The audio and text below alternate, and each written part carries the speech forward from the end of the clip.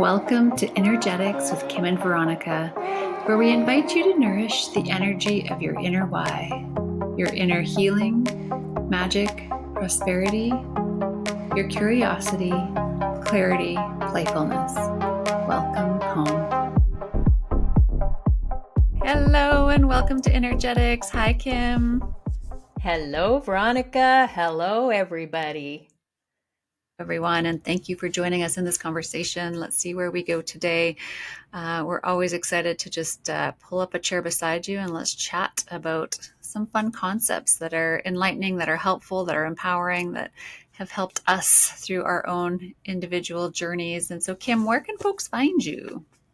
So you can find me at growingbeyond.com. I'm also on Facebook as Kim Coleman, and I'm on Instagram as kimcoleman.growingbeyond. And I'm on Instagram at the Veronica Rose. That's Roze. So let's dive into a chat. So I was sharing with Kim that I, had heard through a yogi that we both love to follow through the Life Force Academy, this concept of how in yogic wisdom, there's this belief that your soul isn't fully integrated into your human until the age of 7. And it really, it was the first time I heard it positioned in that way. And it really reminded me about something that Kim and I used to talk about a lot when we facilitated programs, 10 years ago, about how the science of the brain was telling us at that time that the first 7 years of childhood is where we are, in a very heightened and suggestible state in our brain. Our brains are almost in this, I think that they refer to it as like a hypnagogic state, where it's, highly suggestible, it's very influential, and it's very influenced by the environment, by the experiences, by, everything that, all the people that surround them, that surround us through those first 7 years. And so the fact that, we have this science of the brain that is, tying up to this yogic wisdom that is centuries and thousands of years old is always so fascinating. And we see that so often with the science that is presented over the last, 20 years, especially. And so 20 years ago or 10 years ago, when you and I were talking about this a lot, we were talking a lot about, achieving that hypnagogic state. There we go. There goes my light. I was trying so hard to preserve my light. Oh, well. And so we were You're still bright and shiny, babe. All right, there you go. We were talking a lot about that hypnagogic state and how you can actually access it, right, on your own to reprogram your mind.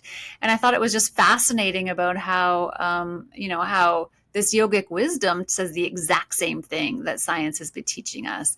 So, this yogic wisdom is stating that between the age of 6 and 7 is where your soul fully integrates. And so when you think about children up until that age, they're full of life. They're really deep in their imagination. Everything is, not everything, but, life is very wondrous and magical and playful and fun. And that's really more of like the spirit within us.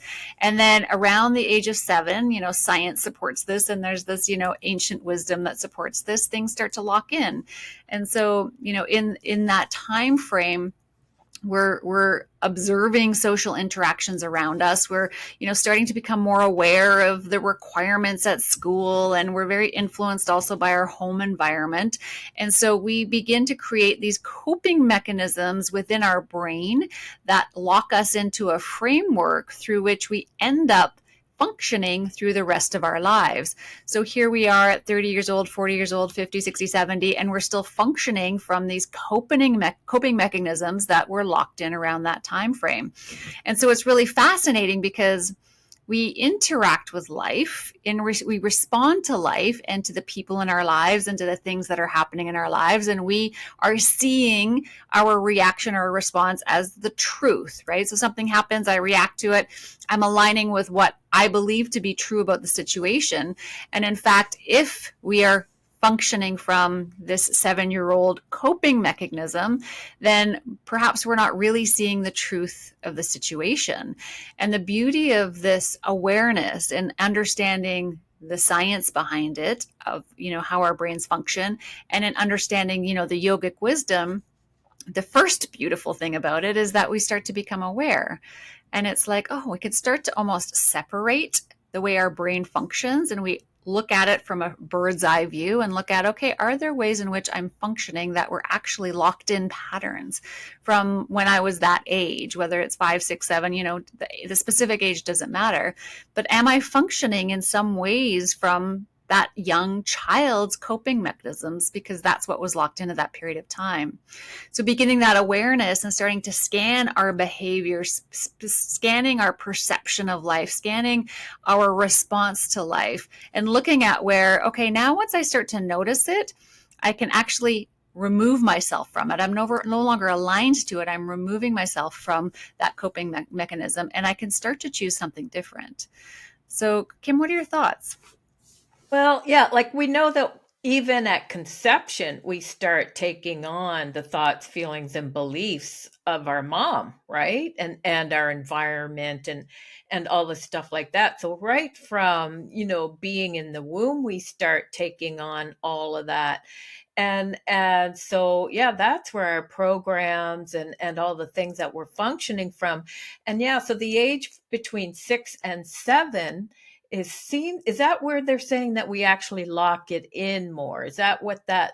Yeah. Mm-hmm. And so it's like when you buy a new laptop or a new cell phone, it's empty, right? And then you're going to spend so much time putting in the programs into that laptop, into your cell phone or your device. And then you start to operate your cell phone or your laptop from those programs that are in there. And so, yeah, so between the ages of 6 and 7, well, from what I understood and all of that too. So thank you for oh my God, you are so good at delivering that part. You are so good. I just want to thank you for Thank you. that. Thank you.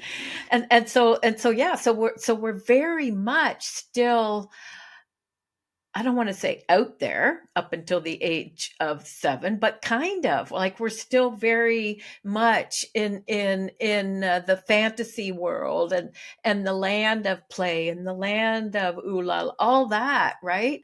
And then by the time we become 7, they say that is exactly when we tend to something shifts. And in the Ayurvedic tradition, in the yogi tradition, the something that shifts is that's when our soul comes in more. Now, some people would say, well, some of the soul comes in when we're in the womb. Okay, so this tradition is just suggesting that, and who really knows? I don't know. Like you said, there is science that backs it all up now, which is super cool. But yeah, in this tradition, they're saying that's when the soul is actually in the body. Now, listen, that can be different than embodiment, as we all are learning to become more embodied. That's a little bit different than what this is to me. Mm-hmm. Right. Yes. And so being embodied doesn't mean that at the age of 7 I'm 100% embodied. No, that's different. That there's still something different in that context. So for me, I'm still working on embodiment, the embodiment of the divine part of all of that. And so yeah, we're so layered. We're just so many different layers to us. And so yeah, so I love how yeah, that thing happens. And so what happens as well is it's the narratives that we make up about what we're witnessing in our environment. And that's, excuse me, that's what really gets locked in, right? I can literally remember being a little kid, I don't know what age, being a little kid, and literally looking around. And I can so remember saying to myself, that's how you do it here. Okay. It was like I was Hmm. looking around trying to figure out, how do you do it here on this planet or whatever that is? How do you do it here? Okay, that's how you do it. Oh, and that's how you do it. So yeah, I was totally learning from my environment, but I was also really aware that I was learning from my environment because I was looking for it. right? I was looking for, how do you do it here? I don't know if I would have been as much looking for it as when something would show up, I would literally make that conclusion of, okay, that's how you do it here. Okay, got it. Good. Okay. And yeah, and like you said, those become programs that we then function from as a 30-year-old, right? Or 40-year-old, or Mm-hmm. in my case, the day we're doing this, I'm 64 years old. And so, yeah, so what was my experience as a little kid? Right. Mm-hmm. And that's the thing. It's not about, oh no, I'm in trouble. Because my personal experience was like, movie of the week, right? Every day was movie of the week. And at the same time, I don't define myself by that. I get to look and go, oh my God, I was one brave, courageous little kid, right? Yeah. Really, really brave, really courageous to have experienced all of Mm-hmm. that. Now, I'm sure I made a ton of stories about it. I'm sure of it. I had a neighbor lock me in her basement. Oh my She goodness. locked me in her basement. I would have been really young. We moved by the time I was 7, and it was before we moved. And she locked me in her basement because I swore. I said, JC, Jesus Christ, right? And in my household, that was just, that was a normal word that was going around by my father, right? And so to me, that was a normal word. Well, she was very, very, very religious. And so I was outside playing with her daughter one day and I brought up the Jesus Christ. Well, geez, Jesus Christ. She grabbed me and locked me in her basement. Now, I don't know how long I was there. It felt like I was there for the afternoon. I remember screaming and crying. It felt like the afternoon. It could have been 10 minutes. Right. Right? I have no idea, but it was not a fun experience. And so, yeah, did I learn how to? Well, that taught me how to fit in her world. Don't say that world ever again, right? And so, yeah, to my point, it was, right away I started learning, okay, that's a no-no at her house, right? But at my house, it was the norm. Mm. I don't know why I Right. brought that up. Why did I So, bring that yeah, up? it's a coping mechanism, right? So then now Right. you know how to cope around her or people like her, right? Um, and you've got the most interesting stories from your whole life that we could have a whole separate podcast on that. but, but but yeah, I know. And for clarification, I think that, my understanding of the yogic wisdom was not that the soul enters the body at age 7, but that the full integration is like it locks in at that age. So it's could start in the integration in Gotcha. the womb, right? And it's just continuing to integrate more and more. And then that's really where it's like it's fully dropping in. And I remember when my daughter was a baby, I remember having the awareness that I still remember very clearly, like watching her lie down on her back and just like she would do this all the time where she'd just be looking in the sky. And I always just had this voice inside of me saying, she's out in the ether. She's out in the realms playing. Like she's not fully here yet. Her soul's not fully here yet, right? She's out there Wow. playing and integrating. And it was just like a very clear awareness. And it was like, oh, it's so fun to think like, oh, there's this being that's like, I don't know. This is not that everyone has to believe this, but it's just an interesting concept, right? That it's like, okay, well, we're very formative. We're a sponge during those 7 years, and then at some point, things lock in, and we know how to cope. We know how to operate, and there's a ton of beauty in that. Like, thank goodness I know how to lift up my spoon and put it to my mouth, and I don't have to relearn that every time I want to eat, right? There's so much beauty and magic in the brain and how it functions. And at the same time, with this awareness, we can also look at where are there patterns that aren't supporting us. And they're, the key is to not have any judgment Right. or have any wrongness, right? It's beautiful and perfect the way it is, and we get to choose something different.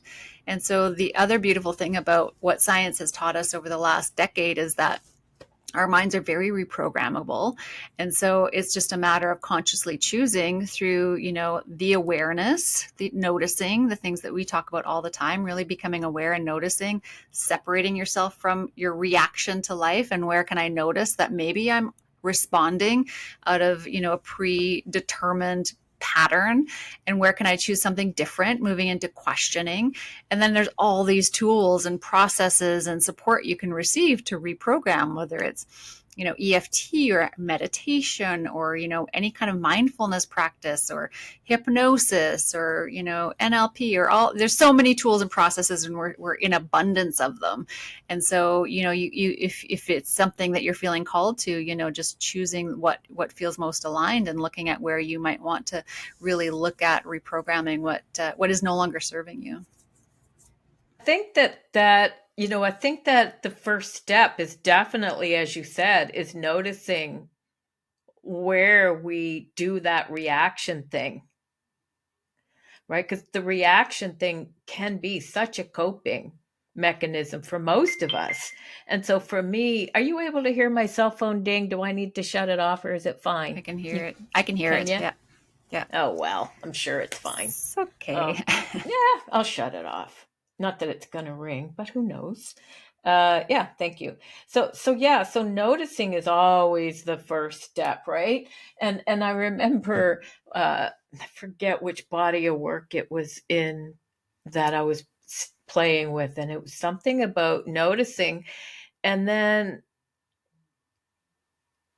almost from that place for me of going, who am I being right now? How old am I right now?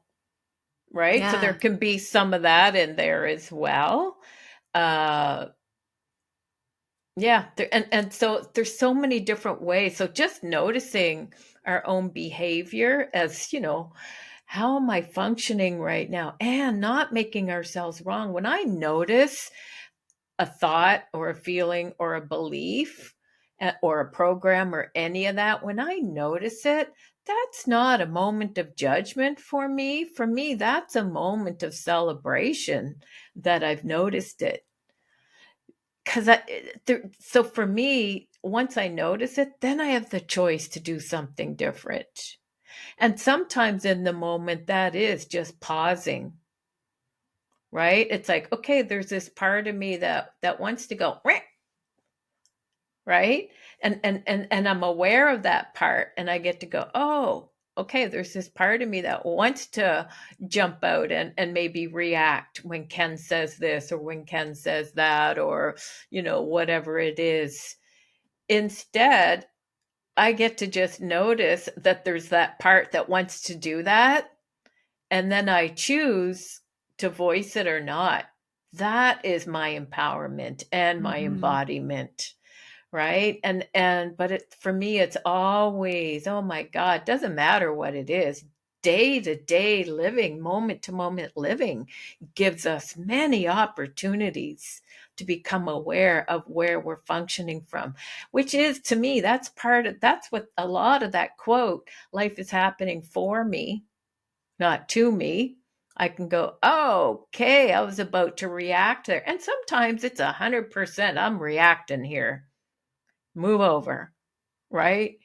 There's an appropriateness to that at times, right? But also for me, my journey is to notice, to notice what my thoughts are when there's something said or something I'm watching or something, whatever. Noticing my thoughts, my feelings about it, and pausing. Is that actually true for me? Right? Is that actually true for me? Because I might want to pounce. But do I have to? Right? Do I have to pounce? Right? Or can I just be like, oh, geez, and walk away and just be an allowance that that's what somebody said. That's what somebody did. Can I be an allowance of that, shake my head and not pounce? Right? Because when I pounce, I don't know why I'm using that word, but it's a fun word. When I pounce, there's now an entanglement happening there. What's that going to create? Right? And so that's, for me, that's my inner journey, is constantly just noticing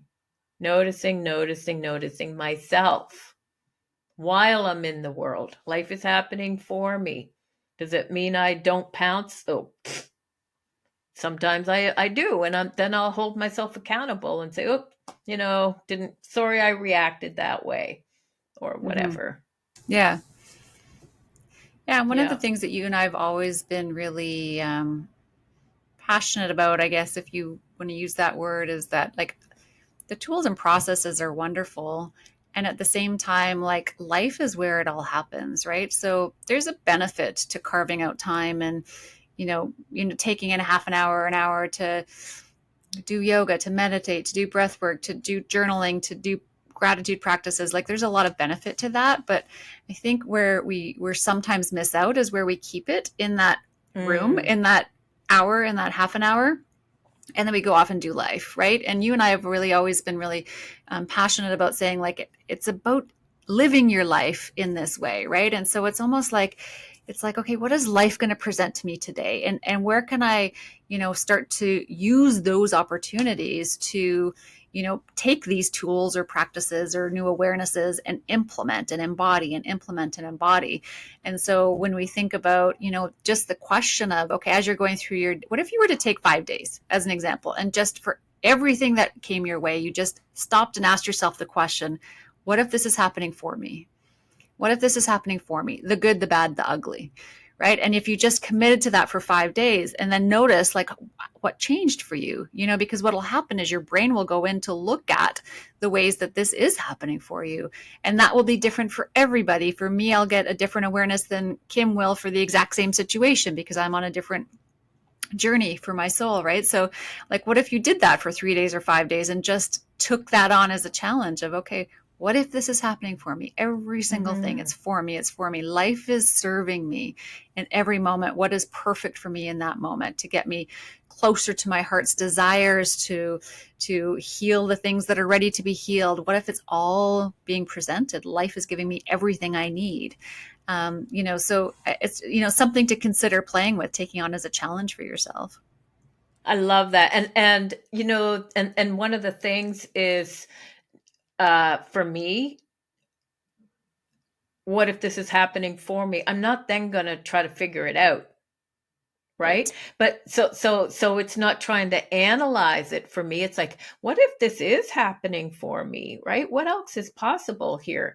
And then just going on about my day instead. And so for me, what that does, Veronica, is so if I'm looking at it as, oh my God, this is happening to me, right? And now I'm going to be that this is happening to me and making it all wrong and all, or whatever it is that I'm making up about all of that, just by asking even that question, what if this is actually happening for me? It breaks that compound effect. It breaks that momentum. It breaks that rabbit hole. It breaks that what's that gerbil on the or the hamster on the wheel, because you're instead of this round and round, oh, it's happening to me. What if this is happening for me? Now, how many times have we had something happen in our lives that in the moment it seemed like, oh my God. And in the moment it was, oh my God. And then maybe, down the road, we're like, oh, wow, that was painful at the time. And it turned out to be the best thing that ever happened to me because I would have never done this had that Mm-hmm. not have happened. Exactly. Right. And so that, and so that's why we don't want to try to figure it out. We just can be like, okay, what if it's actually true that life is happening for me? Okay, cool. I don't have to figure it out right now, but that's kind of cool to have that thought. What if this is actually happening for me? Because the universe has my back and I was going in this direction. And there's that thing where the universe is like, okay, we watched you do that for too long. Boom, there's your little 2x4, right? And so it might stop us, and then it's like, okay, what if it was like a whole, now there's a whole different trajectory Yeah. because that thing happened. I mean, we all talk about, or we've how many times have we heard, oh my God, I was late leaving the house and there was a really bad accident on my way to work. Wow, had I been gone out the door when I thought I needed to, that could have been me. I could have been involved in that.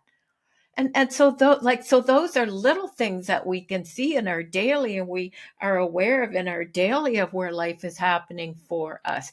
But what if, as to your reference, there. What if we looked at all of it like that? I love it. And I love that you brought Mm-hmm. that up because I remember, starting on this journey decades ago, and you'd go through guided processes or whatnot, and they'd say, ask the question of, I don't know, of your soul, of your guides, of your angels, of, XYZ question. And I'd be like, I never hear anything, right? I know there are people that do hear, but I never heard anything. So I made that a wrongness. And Right. what I eventually came to be aware of is that the question in itself is important. It's not that I'm going to necessarily receive a very clear answer in the moment, but posing that question, to your point, is interrupting it, and it's also bringing forward the opportunity for the guidance or the clarity to come in some other format. It might not be a voice in your head, and that really helped me a lot to tune into my own intuition and my own wisdom, to not expect that clear voice. So I really I appreciate you bringing know. that up. Awesome. Yeah, Yeah. it's kind of like, I used to say, oh my God, I so want to meet my guides, teachers, and angels. It does not mean I want to see a Pleiadian at the end of my bed. Let's be Right? So, clear. and now I'm kind of like, well, maybe that would be kind of cool to see a Pleiadian at the end of the. Do you know what I mean? It's like, yeah, and so yeah, we have all kinds of that kind of cool stuff going on, and yeah, it's not like we think it is. What if it isn't like we think it is? Like you said, we can ask a question. Doesn't mean we're looking for the answer. Doesn't mean there is one. The question can stop the merry-go-round of the mind chatter and also opens us up for an awareness to show up. It might show up through the night, it might show up in that moment, and it might show up 5 years from the moment or whatever. And it may, right? And Yep. yeah, And it might just show up cool. as a sensation or a feeling. It might not be like a very crystal clear message that comes through. So I think that's important. And the other thing I just always want to stress this is that you and I are very clear that it's not about bypassing emotions, right? So Mm, if you do take on a challenge like this and you're like, okay, something tricky happened, something challenging happened, and okay, now I have to ask how this is happening for me. But it's not about like pushing down the emotions or ignoring the emotions. Like, we truly believe the emotions are there to be felt, to move, to be expressed, but it's about the story that you attach to it. So just allow the emotions to be there, without creating a story, and also at the same time ask the question of, what if this is happening for me? Maybe it yeah. is, you know I love that. And I love that you brought up, yeah, have the emotion. And back to that 7-year-old thing, that is where we can notice the story that I make up about it can be from something playing itself out from then. Right? Mm-hmm. So it could be okay, somebody said this thing. Oh, that means blah blah blah. Does it? And so when we're talking about what are the stories you tell yourself about it, yeah, that thing happened. I could make it mean all kinds of things, right? But what if that thing happened? I had an experience and I can have my emotions about it. So noticing what I want to make it mean, that's what we refer to when we're saying notice the stories that you make about it, the narratives that you make it mean, because those are compounding. That's compounding, right? And it's Yep. just, yeah. And so my favorite thing to do, one of my favorite things to do is when I notice myself doing that kind of stuff, I say to myself, oh my God, I'm hilarious. I'm doing that thing again. Right. So when I notice myself in an old habit or whatever, instead of beating myself up over it, I suck. I'm never going to get this. I've been doing this work since the 90s and I'm still doing that thing. Yeah, no, that's just me judging me, which compounds it and makes it even worse, right? Creates the layers of the onion. So for me, when I notice those old defaults, those old habits, it's as simple as, oh my God, I'm doing that friggin' thing again. I'm hilarious. Oh my God. And that changes it for me too. Yeah. Yep. I love it. Cool. Such a fun Me conversation. too. And And Kim and I help clients move through this. If you're ever looking for someone to be by your side while you're navigating this, we're happy to do that one-on-one or two-on-one.